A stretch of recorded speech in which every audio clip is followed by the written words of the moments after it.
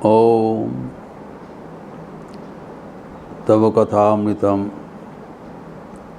तप्तजीवनं कविभिरीडितं कल्मषापहं श्रवणमंगलं श्रीमदाततं भुवि गृह्णन्ति ये भूरिदा जनाः।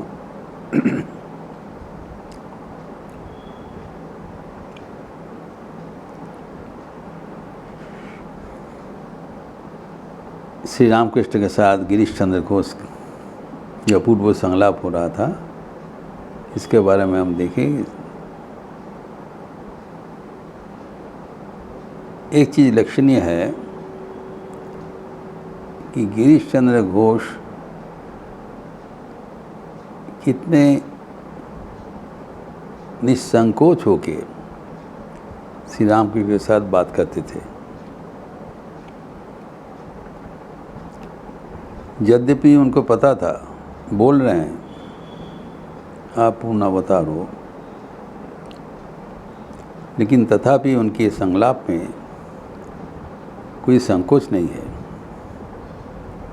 फ्री एंड फ्रैंक बात कर रहे हैं, एकदम समकक्ष समझकर।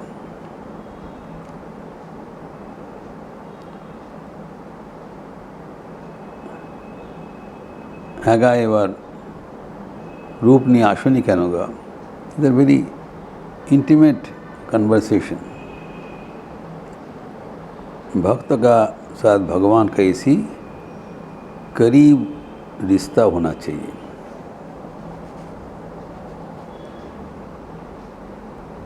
ये भक्ति का लक्षण है। भक्ति से भगवान के साथ दूरी घट जाता है। भगवान तो स्वराट विराट है, लेकिन जब हम भक्ति भावना के साथ भगवान के नज़दीक आते हैं, तब भगवान अपना ऐश्वर्य समेट कर उपस्थित होते हैं, ताकि हम लोग निसंकोच उनको अपना ले सकते हैं।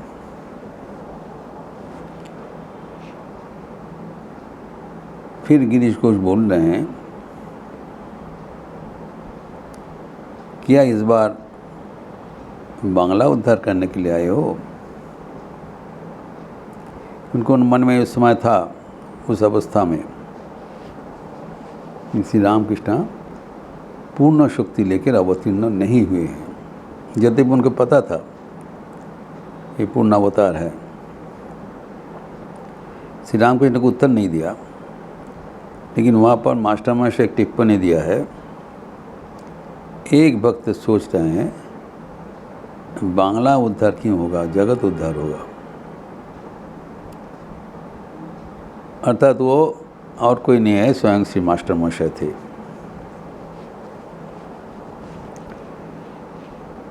जैसे कि कहा गया है, जो जैसे हैं वो भगवान को वैसे ही देख पाते हैं। अपना अपना दृष्टि अनुसार, अपना अपना सामर्थ्य अनुसार, अपना अपना आध्यात्मिकता के बल पर। क्यों बोले तुम्हें साधक प्रधान, क्यों दया तुम्हारा देवतार मान। गौरव शव त्याजी दिए हृदय आसन दान। कोई कि आपको समझते देवता है, आप पूजनीय है। कोई की कहते नहीं नहीं आप साधक है। विभिन्न व्यक्ति विभिन्न रूप से। कोलकाता का तो आदमी समझते थे ये पगला बामन है,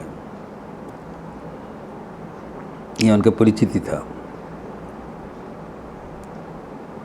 लेकिन भगवान से उसका कोई मतलब नहीं है। वो जानते हैं जो जैसे है वैसी ग्रहण करेगा। तो उसी अनुसार गिरीश घोष का उस समय में समझ में होता है। शायद इस बार छोटा मिशन है, कल ही बांग्ला को उद्धार करेंगे, इसलिए अल्प शक्ति लेके अवतीर्ण हुए हैं। लेकिन इसके बारे में हम लोग देखें, श्री रामकृष्ण पूर्ण अवतार थे, स्वयं स्वीकार किए थे एवं उनके जो विस्तार मुझे पूरा दुनिया तक चलेगा वो स्वयं इंडिकेट किए थे। श्री माँ शारदा देवी के एक दिन बोले हैं, आज मन बहुत दूर चला गया था, देखा कि मेरा अनेक विदेशी भक्त हैं, उनका गात्र वर्ण सफ़ेद है। I saw many white skinned people, my devotees. देखो इन लोग सब क्रमशः आएंगे। उस समय कोई कल्पना भी नहीं किया। भारत पराधीन जाति थे, कोई भारतीय को कोई विदेशी गुरु रूप से वर्ण करेंगे, अकल्पनीय था। वही हुआ। विदेशी भक्तगण धीरे धीरे आके उपनीत हुआ। श्री माँ शारदा देवी इसका उल्लेख किया था।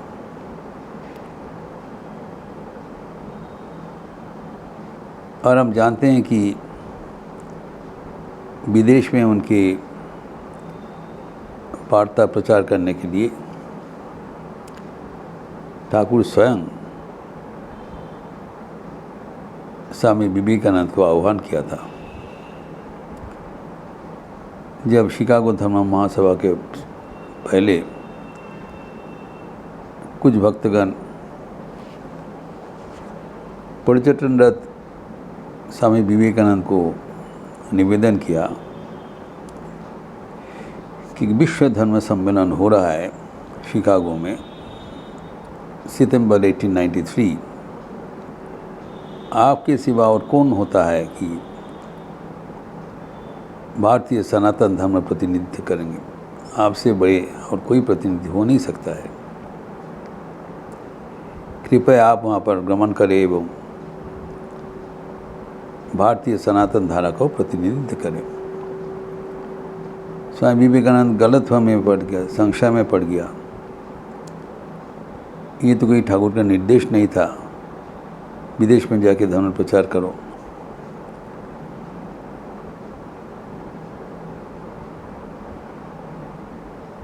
तो उन्होंने सोचा कि जब तक उनको वो मन से इसका साय नहीं मिलेगा वो ये नहीं करेंगे। ये उनके व्यक्तिगत जो सुनाम अर्जन करने का कारण न बने। It may not be due to his expansion of name and fame to become world famous. वो तो उनका जीवन का उद्देश्य नहीं था। लेकिन एक दिन देखा समुद्र में, समुद्र से ठाकुर चल रहे हैं और उसको आने के लिए इंगित कर रहे हैं, अर्थात समुद्र यात्रा के लिए ठाकुर उनका आह्वान कर रहे हैं। उस ज़माना में तो विदेश में जाने के लिए जहाज़ ही जाना पड़ता था। और सीधा देखा ठाकुर उनका आह्वान कर रहे हैं विदेश में यात्रा करने के लिए। फिर वो उनका पुष्टिकरण के लिए श्री माँ शारदा देवी को पत्र लिखा था कि माँ का निर्देश एवं आशीर्वाद से वो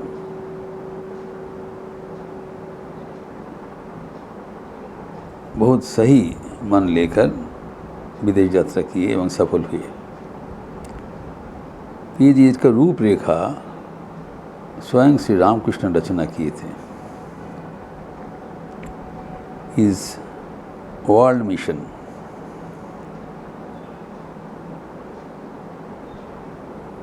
लेकिन यहाँ पर गिरीश चंद्र का ये भी उल्लेख किया,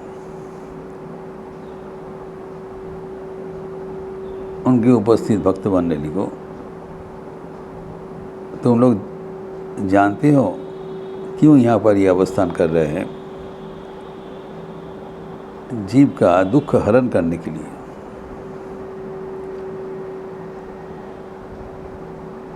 श्री रामकृष्ण की स्तुति में, श्री रामकृष्ण स्तोत्र स्तोत्र दशकम में स्वामी विरजानंद जी लिखे हैं कि सर्वजीव पाप नाश कारणम भवेश्वरम स्वीकृतंच गर्भवास देवधानमिदृशम यापितम से लीलयाच येन दिव्य जीवनम तम नमामि देवदेव रामकृष्णम ईश्वरम। श्री रामकृष्ण का जो अवतरण है सर्व जीव के पाप को नाश करने के लिए, न कि एक देश का कि एक जनपद का,